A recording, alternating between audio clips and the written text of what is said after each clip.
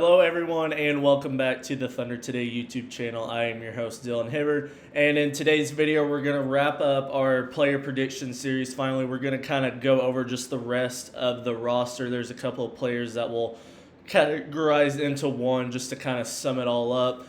We'll also talk about Media Day and Camp. Media Day for the Thunder was yesterday. We got a lot of different information we'll kind of dive into a little bit.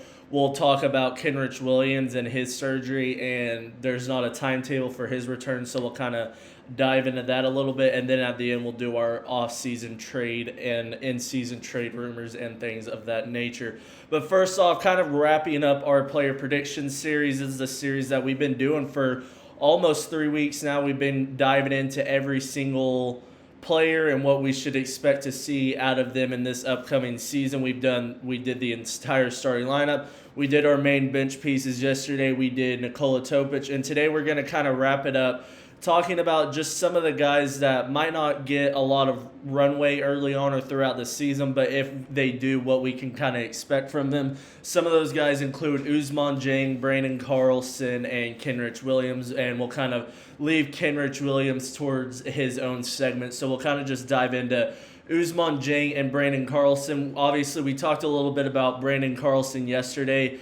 Sam Presti thinks he can have an impact for the Thunder this upcoming season, especially now that Thomas Sorber is done for the season. He thinks that Carlson can actually shock a lot of people and have some really good playing minutes and high-quality minutes at that, and he thinks he has a chance. He's a stretched-out big. He can shoot it from three, and he can really stretch out the floor, which the Thunder might be looking at. And for Ousmane Dieng's side of things, he's in really one of the toughest spots that you can be in on this Thunder squad. We go through everybody. We're always like, the Thunder are so deep, you got to earn playing time. And I think Ousmane Dieng is just unfortunately in that tough spot where I don't think he's developed enough to where the Thunder have wanted him to. And I think, without a doubt, by the time the trade deadline comes this upcoming season, I think he's going to be traded to whether it be a contending team or a team that is trying to revamp and kind of get some younger pieces.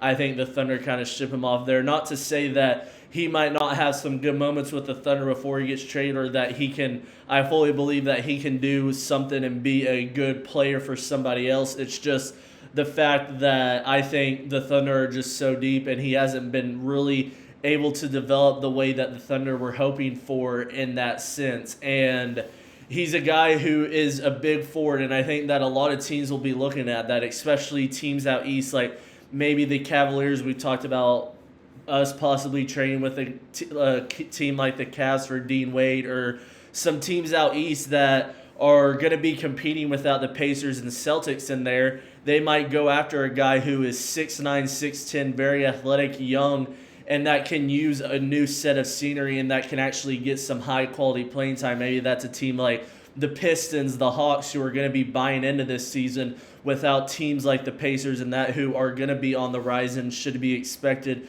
to be in the top 5 or 6 seeds of the playoffs. So coming around that time, I think Ousmane Dieng is going to be probably the guy the Thunder are going to be talking about and looking forward to moving from the most. I think you could see us getting a couple picks out of it, or maybe you see us get a veteran that could make an impact on this team for the championship run that we're hopefully going to go on for back-to-back titles. But overall, I think Ousmane Dieng, just unfortunate timing with kind of how good he was. I think we're going to ship him off come trade deadline.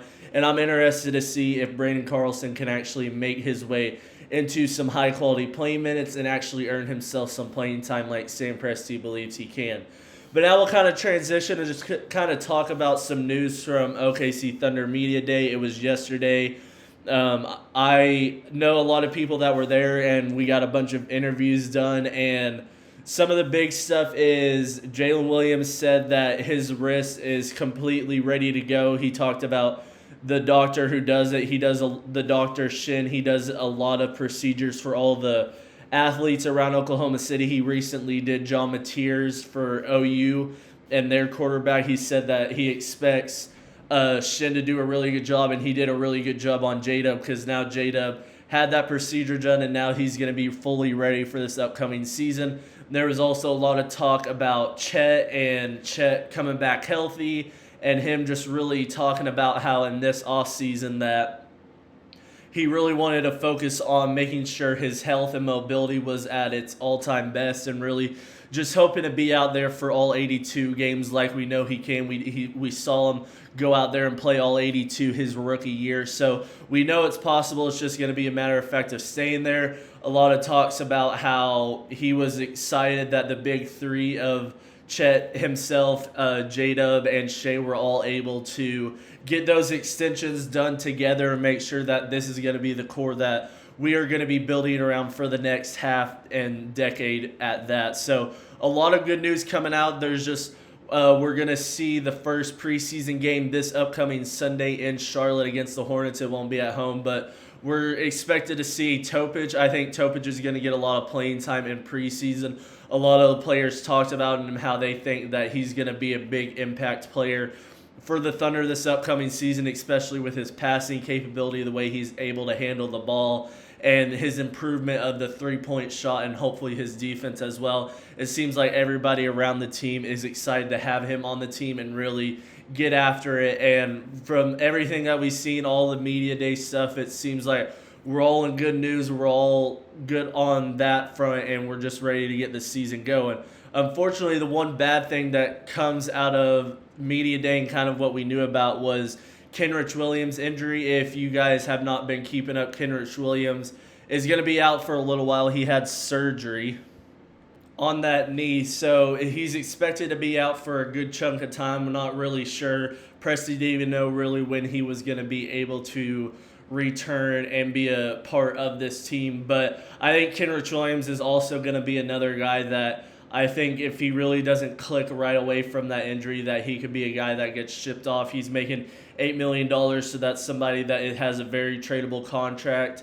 But I would like the Thunder to keep him. I've talked about it, especially throughout the postseason run. If you go back on those videos, I talked about how he always is right there. When we need him for rebounds, it feels like Kenrich is always getting rebounds. He can shoot the ball, and he's just really one of those guys where you can really plug in anywhere into the lineup, and he will do his role right. So he's a high-value guy for the Thunder, but if it comes down to certain things and maybe teams want an Ousmane James and Kenrich Williams package for a certain player, the Thunder could pull the trigger on that. So just sign up kind of some unfortunate news on that front of the Kenrich Williams side of things. But other than that, everything else is looking good. So hopefully we get a speedy recovery and we can see Kenrich Williams out there on the court sooner rather than later, making an impact, hopefully for this team for the entire postseason. But we'll kind of wrap up the video today talking about a possible Josh Green trade to the Thunder. Josh Green, a part of the Charlotte Hornets, not sure where the Charlotte Hornets are really sitting at. They could really be in a tough spot, and if they want to sell some guys, Josh Green could be one of those guys the Thunder look at. The Charlotte Hornets could look at a guy like Ousmane James, maybe Kenrich Williams, that they would want for a younger piece, especially in Ousmane James, maybe a couple of picks as well. And for Josh Green, he's just another one of those wings that can really just, you can plug in. He shoots the three ball really well. He knows how to play his role and could be a very, very good role player for Mark Dagnall and this team to kind of plug and plug wherever you kind of need going forward into the season and into the rest of the postseason, because you can run out the same exact team as you did in the postseason, but a lot of people will get used to the same lineups and all that. So even if you can get another one guy or maybe even two guys that are a different look than what last year, it kind of confuses teams and makes it a little bit harder to game plan you. So hopefully the Thunder take that into account as well. But that'll be it for me today, guys. I hope you guys enjoyed this video. Make sure you hit the like and subscribe button down below. It helps out the channel so much, and I will see you guys in the next video. Peace.